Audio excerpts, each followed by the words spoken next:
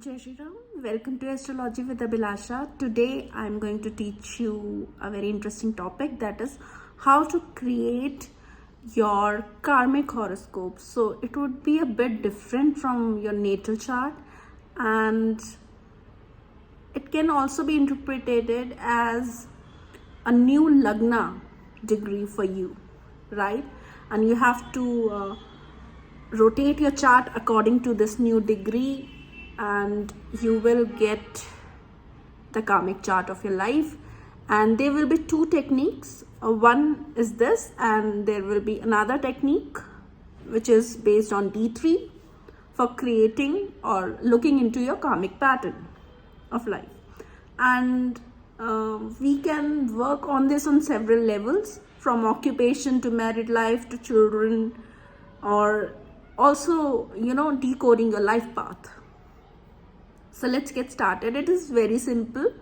You just have to note down the sign degree of your sun and your moon.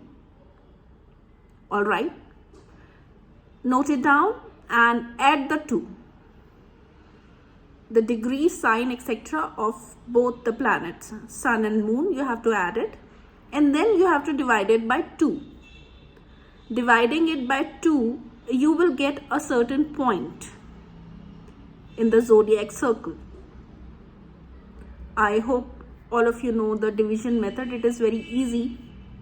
You can also take like if your moon is in Cancer, you can take 90 degree and so minute and seconds, or you can take Cancer 4, sign number 4 degree and minute, etc., and then add it. All right, so these are the two methods. Add the sign degree of sun and moon and divide it by 2 and reach a certain point in the zodiac circle. When you reach this point, make it your ascendant. Let's suppose you reach Taurus, 15 degree Taurus by doing this calculation.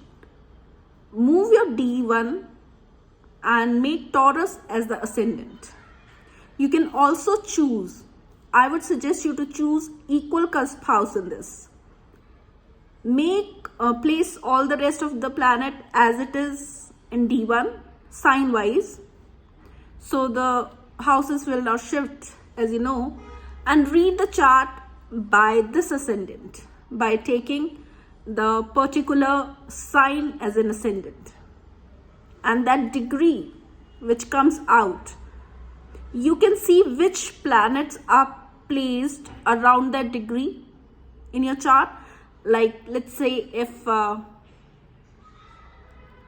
Venus is at 23 degree and moon is at 15 degree, so there is a gap. But if Jupiter is at 16 degree and some other planet is at 15 or 14 degree, you can amalgamate the relation of 2. You can mix the result of 2. You can say that whichever house Jupiter is lording will have the influence of the planet which is again in the similar periphery degree wise. All right, so reading the chart by this ascendant would give you a fair idea of the reason of your birth, the backlog, and which field of life you will be successful in.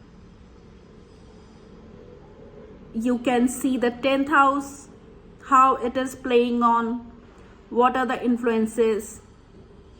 You can also see the occupation, your marital life from this chart, and it works very smoothly. Like, you don't have to shuffle to other divisional charts to come to a conclusion. You can do it by this chart itself. All right, so this degree is very crucial for you. Now the second part is to ascertain the pattern of your life. First, decide which is stronger between sun or moon in your chart. You can easily do it by the Shadbala method, but there are certain other methods also, few parameters to curve down to which is stronger, sun or moon. But I would suggest for the easy part of it to just check the Shadbala, whether moon is strong or sun is strong. And now check the dispositor, whichever is strong. If sun is strong, check the dispositor of sun. If moon is strong, check the dispositor of moon. Now see this dispositor. Let's say the dispositor of the stronger between sun and moon happens to be Jupiter. Check the Rashi of Jupiter in D3. Bring back that Rashi to D1 and make that Rashi the ascendant again. And read the chart from this ascendant. Now, how to use these two techniques in synchronization? You can make these two charts, then chalk down that what is the most prominent planet which is coming out, what is the most prominent life path which you can analyze and calculate down to see how we can suggest the native to work in according to the charts and yield a good result in life, or have a successful life in whichever parameter they think success should be counted in, right? So these are the two methods for ascertaining the karmic pattern, life path of a particular native. And when you use two techniques together, it gives you a more concrete foundation to achieve a conclusion. That is my take, because I do not like depending on one particular thing and giving a big result out of it. You should at least check the same event of life from two aspects to ascertain it and to tell the other person, the native, that this should be done in a particular way.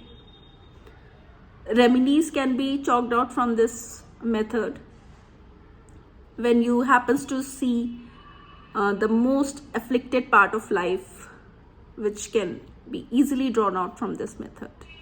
So these are the two techniques which should be used in synchronization, or whatever you feel like. If you feel comfortable using just one, then you can. But if you practice a lot on multiple charts, then you can see that you can actually find a common thread between these two charts. All right, that is all for today. Jai Shri Ram.